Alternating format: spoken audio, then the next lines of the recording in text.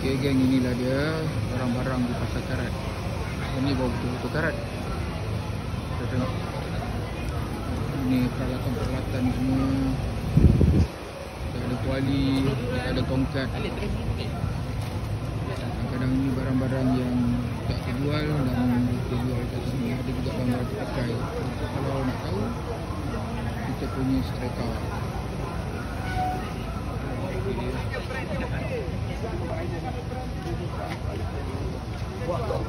Buah sampah. Kalau nak cari Hot Wheel pun ada collection. Dia punya beli satu. Sapu ni macam mana? Ada sapu lama ni semua. Kering tu biasa. Oh, senang tak boleh lama. Senang, cepat lama. Kering boleh masak apa? Ada kawasan jual baju-baju. Ada jual barang makan.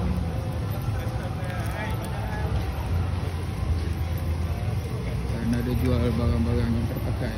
So tadi saya beli dekat sini. Kita tangkap satu potong saga. Ini dah potong makanan. Kalau dulu dia lagi banyak lah barang-barang yang dinamakan barang-barang lama lah. Itu betul-betul pasar karat. Kali ni saya pergi ni tak berapa banyak. Tengok ni.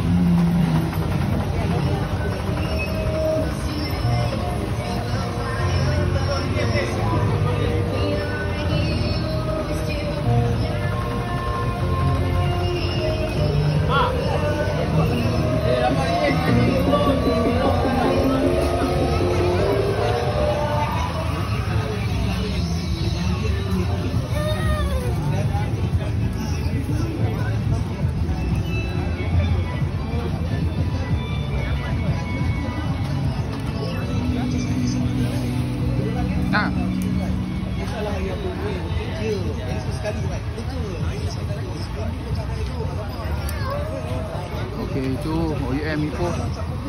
Malam saya baru bagi talk kat sana. Jumpa dengan student-student. Okey, jom. Assalamualaikum.